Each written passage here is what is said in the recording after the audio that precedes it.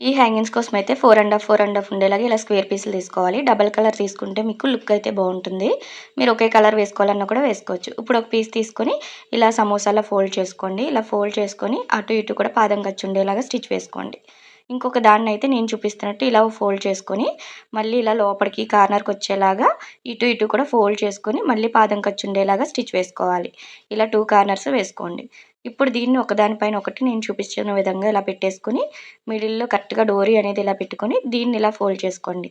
ఇలా ఫోల్డ్ చేసుకొని, ఇక్కడ రఫ్ ఇచ్చుకోండి స్టార్టింగు. మళ్ళీ అదే పాదం ఖర్చు ఉండేలాగా అన్నీ కరెక్ట్‌గా ఉన్నాయో లేదో చూసుకొని కుట్టుకుంటూ, చివరికొచ్చిన తర్వాత ఇలా ఫోల్డ్ చేసుకొని కుట్టుకోండి. ఈ చివర ఎక్స్‌ట్రా ఉన్న క్లాత్ అంతా కూడా నీట్‌గా ఇలా కట్ చేసుకొని రివర్స్ చేసుకోండి.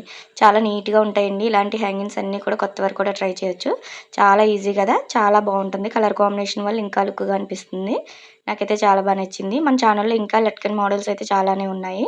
కావాలి అన్న వాళ్ళు చెక్ చేయండి. నచ్చినట్టయితే లైక్ చేయండి.